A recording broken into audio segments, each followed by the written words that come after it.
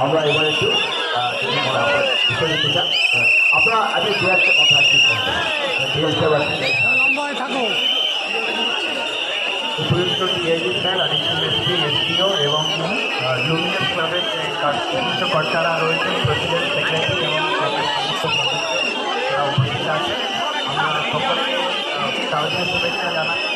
আজকে আমরা সবাই এখানে লুমিনাস ক্লাবে এসেছি। আপনাদের পুজোর যে পান্ডাল হচ্ছে সেটা খুবই বিখ্যাত। আমরা শুনেছি ক্যালকাটায় এটা প্রচুর পাবলিসিটি হয়েছে। আমরা সোশ্যাল মিডিয়াতেও দেখেছি।